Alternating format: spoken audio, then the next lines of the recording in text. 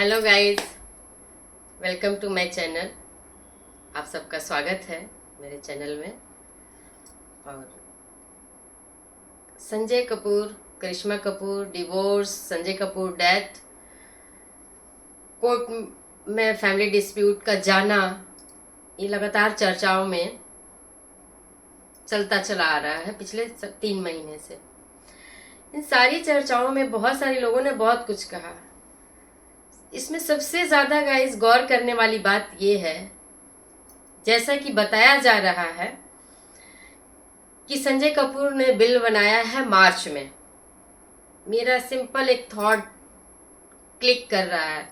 अगर आप लोगों का थॉट भी इसको क्लिक करता है और मेरे थॉट्स के साथ मैच करता है तो कमेंट ज़रूर कीजिएगा, क्योंकि पंचमुख परमेश्वर बहुत सारे लोगों में के दिमाग में, दिल में एक ही थॉट अगर चल रहा होता है तो इसका मतलब है कि वो बात कहीं ना कहीं सच है और उस पर गौर जरूर करना चाहिए। तो गाइस, आप लोग भी सोचिए कि मार्च में संजय कपूर ने एक विल बनाया। अब गाइस, ये भी हम लोग कंफर्म नहीं कर सकते कि ये विल मार्च में बना है या बैक डेट में बनवाया गया है। ये बात का खुलासा तब होगा जब 9 तारीख को या आने वाले समय में कोर्ट के साइड से क्लेरिफिकेशन मिल जाएगा कि ये बिल असली है या नकली है। अभी तक जो दिख रहा है वो तो नकली लग रहा है। आप भी सोचेंगे, मैं भी सोच रही हूँ, और जहाँ से भी जितनी भी न्यूज़ पोर्टल पे न्यूज़ चल रही है, बहुत सारे लोगों का यही दावा है कि बिल फर्जी है।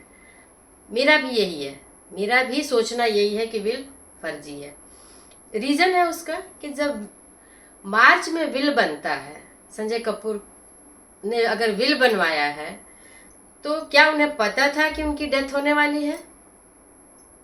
53 इयर्स कोई लंबी उम्र नहीं होती, कोई बुढ़ापे की नहीं होती, जीवन से हारने की उम्र नहीं होती। अगर किसी भी तरह का उनके दिमाग में द्वंद्व चल रहा था कि नहीं कुछ भी हो सकता है, तो उस विल के अंदर जितने भी उनके लोग हैं जो उनसे प्यार करते हैं, जो उनके ऊपर डिपेंडेंट है, उनके बारे में कहीं कोई जिक्र का ना होना, स्पेशली उनकी मदर का, सेकंड उनके उन बच्चों का, समायरा और कियान का, अजारियस का भी जिक्र ना होना, विल एक तरफा एक लेडी के हैंड ओवर कर देना वो सारी प्रॉपर्टी, गाइस ये शक के दायरे में लेके आ रहा है। और उनका डेथ का हो जाना विद इन 3 months, उनका डेथ का हो जाना। इसके अलावा गाइस एक इंडिकेशन और हमें वहां से मिल रही है, जब उनका पोलो ग्राउंड में उनका जो डेथ हुआ और हवा ये उड़ी, हवा कहेंगे इसको, आप लोग ध्यान दीजिएगा, हवा इसलिए कहेंगे कि बताया गया, खबर तुरंत ट्वीट हुआ कि हनी बी ने डंक मारा है। संजय कपूर का कहना है कि उन्होंने स्वेलो किया। खबर आई कि डंक मारा है, तो मे भी हम ये मान सकते हैं कि स्वेलो किया होगा तो अंदर जाके डंक मार दिया होगा, क्योंकि किसी के जान पे बनाती है तो अपना हथियार चलाता है, तो बी ने किया हो। लेकिन गाइज पोस्टमार्टम रिपोर्ट में हनी बी का कहीं कोई जिक्र नहीं है। सिर्फ जिक्र है तो हार्ट अटैक का, सडन हार्ट अटैक का। तो जब पोस्टमार्टम में सडन हार्ट अटैक का जिक्र है तो फिर ये हवा क्यों उड़ाई गई कि हनी बी ने डंक मारा है? किसने देखा था हनी बी को? कंफर्म किया गया है गाइस। तो जिसने ट्वीट किया उसने बोला कि प्रिया के साइड से ये इंफॉर्मेशन आई है कि हनी बी ने डंक मारा है। तो क्या प्रिया ने डंक मारते हुए देखा? नहीं डंक मारते हुए देखा। क्या उनके आसपास हनी बी को प्रिया ने देखा? इतने लोगों के बीच में सिर्फ प्रिया की नज़र थी, मे भी होगी। तो क्या उसने देखा? एक प्रिया मान रही है, बयान देने को रेडी है। अगर प्रिया का बयान सही है तो पोस्टमार्टम में क्यों नहीं आया कि बी ने डंक मारा है? तीसरा चीज़ है कि जो पोलो ग्राउंड में जब वो पोलो खेलते हैं और हर्ष पे होते हैं, जितने भी प्लेयर हुए हैं पोलो प्लेयर, उस सबके हेलमेट लगा होता है। हेलमेट में आगे से शीशा यहाँ तक का कवर होता है पूरा। तो उसके अंदर हनी बी गई कैसे? वो गई कैसे? और गई भी तो पोस्टमार्टम में क्यों नहीं है? कि डंग की वजह से स्वेल इम्प्लामेशन हुआ और इम्प्लामेशन की वजह से हार्ट काम करना बंद कर दिया। तो दोनों का तो यहाँ पे भी नहीं मैच हो। तो गाइस ये ऑब्जेक्शन रानी कपूर ने भी उठाया था कि मुझे अंदेशा है कि मेरे बेटे की हत्या हुई है।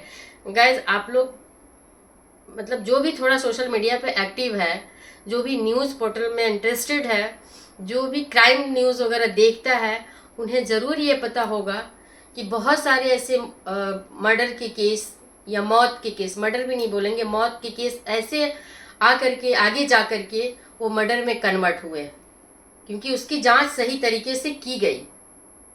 अभी मैं लेटेस्ट आपको छोटी सी बात बता रही हूँ कि एक हस्बैंड वाइफ का नहीं बन रहा था, वाइफ जा चुकी थी, कुछ टाइम बाद उनका किसी से अफेयर हुआ, वो वापस प्लानिंग के तहत हस्बैंड के पास आती हैं और ये दो केमिकल जो कि नॉर्मली कहीं मिलता नहीं है, कहीं नहीं मिलता, आर्सेनिक और एक थिलियम करके कोई है, मैं कंफर्म उस नाम को लेकर के कंफर्म नहीं हूँ, लेकिन थिलियम नाम से ही वो कोई केमिकल है जो कि मिलता नहीं है कहीं भी। आप सडनली जाओगे किसी भी मार्केट में, किसी भी मेडिकल स्टोर पे, केमिकल के स्टोर पे नहीं मिलेगा। ये उन लोगों को मिलता है जो मेडिसिन वगैरह बनाते हैं। तो उस आदमी ने फर्जी रजिस्ट्रेशन करा करके वो केमिकल्स लिया, इस लेडी को दिया और उस आदमी को, अपने हस्बैंड को उसने खाने में दिया, जो कि वो धीरे धीरे हस्बैंड को और सास को भी खाने में दिया, जिससे कि उनका आर्सेनिक और थेलियम बॉडी में बढ़ गया। डॉक्टर परेशान, कोई वो नहीं आ रहा था। बाद में डॉक्टर्स को डाउट हुआ कि ये शरीर में इतना नहीं बन सकता है, ये बाहर से दी गई चीज़ है। बाद में जाकर के पुलिस ने, ज़्यादा इस पर नहीं बात करूँगी, बहुत ज़्यादा इस पर इंक्वायरी हुई तो जाकर के वो चीज़ खुली और ये साबित हुआ कि ये मर्डर था। तो गाइस इसी तरीके से ये जो पोस्टमार्टम में आ गया है कि हाँ ये हार्ट अटैक था, तो इसके पीछे बहुत सारी जांचें की जा सकती हैं, बहुत सारी चीज़ें की जा सकती हैं। ये इंडिया के इन्वेस्टिगेशन में पॉसिबल नहीं है कि इसका थ्योरी क्लियर आ पाए।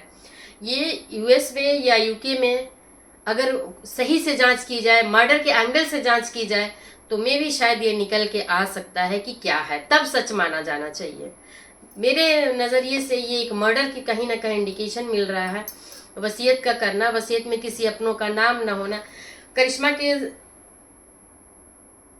तरफ संजय का झुकाव, पुर्तगाल शिफ्ट कराना और होना, ये किसी के हाथ से किसी के उसमें से संपत्ति जाते हुए जो दिख रही थी, जो बेनिफिशरी था, उसको प्रॉब्लम होगी ना।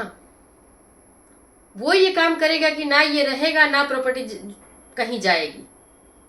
तो प्रॉपर्टी को जाते हुए देख करके क्या बेनिफिशरी ने ये काम किया, करवाया है? क्योंकि इंटरनेशनल लेवल पे बहुत सी चीज़ें हैं जो पॉसिबल है गाइस, बहुत सी बातें ऐसी हैं और बहुत से लोग हैं जो पैसे के दम पे बहुत कुछ करते हैं। मर्डर कैसे होता है? गुनाह ऐसी तरह से तो होता है ना। तो ये लोगों के पास पैसों की गाइस कमी नहीं है और ये काम वही करा सकता है जो बेनिफिशरी हो। आज जो मंदिरा कह रही हैं, उनकी माँ कह रही हैं, तो ये बात तो कहीं ना कहीं सच है ना कि पूरी प्रॉपर्टी एक बंदे के हैंड ओवर हो जाना, उसके कैप्चर में, कब्जे में आ जाना, उसके कलम के नीचे आ जाना और बाकी लोग बेदखल हो जाना और इन्हीं 3 महीनों में उस बंदे का डेथ हो जाना। जबकि मंदिरा ने कहा है कि भाई की एक लाइन है कि मुझे सब कुछ अब ठीक करना है। तो क्या ठीक करना था? मंदिरा से उनके रिश्ते खराब थे, उसको ठीक करना था। करिश्मा के वो नज़दीक आ रहे थे, उसमें वो क्या सोच रहे थे, ये तो क्लियर अभी खुला नहीं है चीज़। तो क्या पता जिसको ये सारी चीज़ों का अंदेशा हो, जिसको अपना घर, जिसने दूसरे का घर तोड़ा हो, क्या पता उसे अपना घर टूटता दिख रहा हो एक बार फिर। तो क्या इस एंगल से जांच नहीं होनी चाहिए? ये मेरा गाइस डाउट है, मेरा सिर्फ ये डाउट है, क्योंकि जो स्थिति और परिस्थिति को अगर आप पास ला के देख रहे हो, जोड़ के देख रहे हो, तो कहीं से भी मैच नहीं कर रही है।